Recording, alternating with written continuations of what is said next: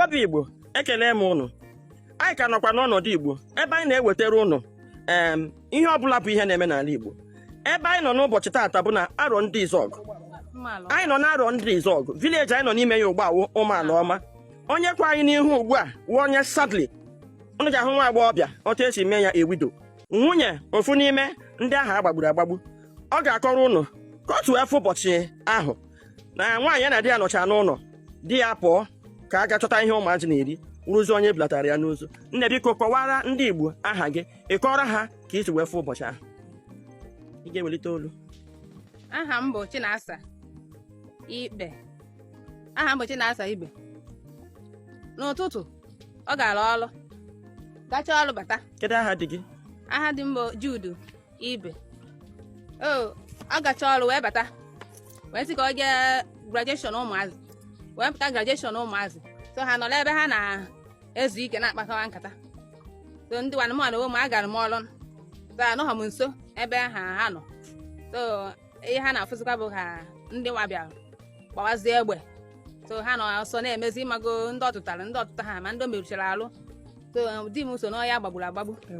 So n'ọya. So egbe, how long ka ihe a tekere mgbe this operation? O bido ebe 8. Kwụsị ebe gị? So na-akwụsị ebe just 30 minutes. Okay, ha mere ya kwam. Ha mere kwam before ndị ya na-abịa. Ndị security na-abịa, ha emechaa anya na-emegbu. Enwere ka esi wee kọwaa ka ndị a kwa ha bụ ndị Igbo ndị mere ihe. A na-akọwakwa na ha wụ ndị nsọ, na-akọwa na ha wụ ndị Hausa, nsọ na-akọwa na ha wụ ndị Igbo. So enwe onye ma gụwa na onwe ga-ama precisely ndị ọ bụ. Okay. Ngwa na Igbo, ọ na-ahụ na ya ihe anyị na-ahụ n'ala Igbo, ọta na-eje eme anọkata abata na village gbawa egbe. Ụfọdụ ndị polisi gwara anyị na ndị IPOB. Ajụjụ anyị na-ajụ ndị polisi wụ kedu ka ha ji wee mara na ndị IPOB?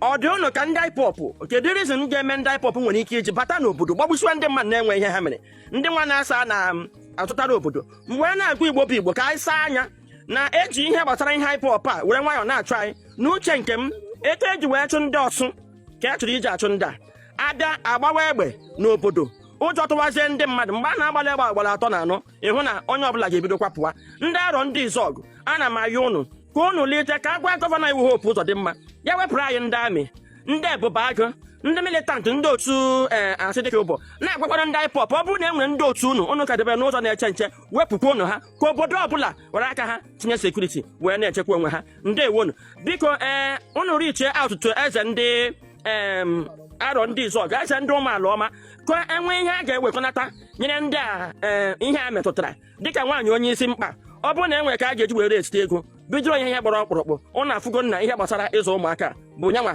ka ọ dazi n'isi. Ndewonu, anyị na-aga n'ihu ka anyị ka na-ewetakwara unu ka o si wee mee na Ụmụalaọma ya na Arondizuogu in general. Ndewonu.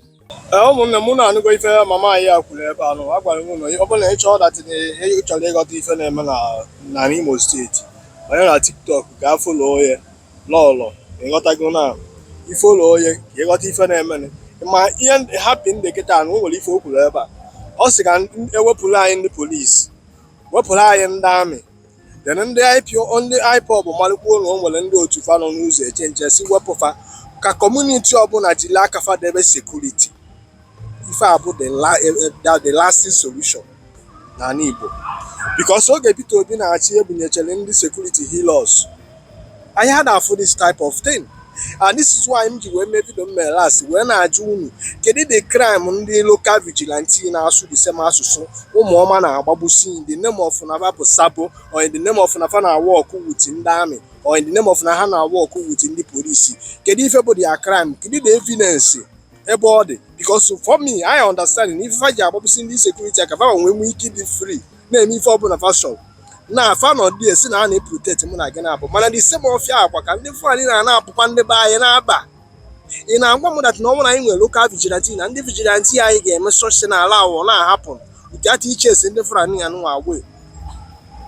Den unu si na unu nwa na-achị anyị, den kedu ife dị Fulani ha si ka ji n'ọrụ n'ime ọfịa, mana unu na-asị unu nọ n'ime ọfịa. Who is fooling who? Who is fooling who? Na this woman keta na ụmụ the man agbagburu keta aghọọ na fatherless, the woman abụrụ na widow,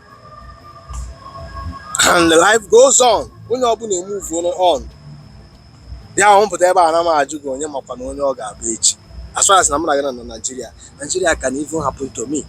Nigeria can even happen to you. Gị nwa mechiri ọnụ na-atụ ụjọ na ị chọrọ ikwu okwu ife na-eme na society anyị. Nigeria can still happen to you. Mụ nwa na-ekwukwe n'ife a kịta na Nigeria can even still happen to me. Mana ọ karịrị mma na nna ekwu ya like this nya hapụ n'otu me. Ama mụ na tinye enu na ana ya agbara m aka ebe na m na-ekwukwa mana ọ na a na-ekwu na ndị supposed ime the necessary thing na ada eme because all government ka ọ dị n'aka protect life and property. Do you understand me? Okay, na ọrụ m wepụta ebe a na-create the awareness and ndị gọvanọ anyị na-anụ ife a niile ifuru anyị na-ekwu. Do you understand me? But amara m ife ji ife na ha we protect life and property ndị fa na-achị. Look at nke na-achị ya na Anambra State agwa dị busy kịta with election. Mana ji efuru ife a na-eme na side ma ya mere m ma na m ma ụgbọelu side niile. Do you understand me? Market afia bụ ebe na ebe side. Go and see what is going on there. Fulani asịrị ịbata n'Imo steeti nke na-achị n'Imo steeti bụ Hope ụzọ dị mma sị na ada afọ ya anya o ji wee bụrụ na Abuja ka ọ nọ. I don't know. But je fụrụ ife na-eme n'Ọkaigwe halọ ndị Ndigbo side mana e nwere asị gị na o nwere ndị nọ n'ọfịa na-eprotect gị. Is better na ọfa ncha niile ji nwayọ nyere anyị efe ka o village ọbụla jiri aka fa protect bụ onwe fa ka anyị mara nke anyị na-aya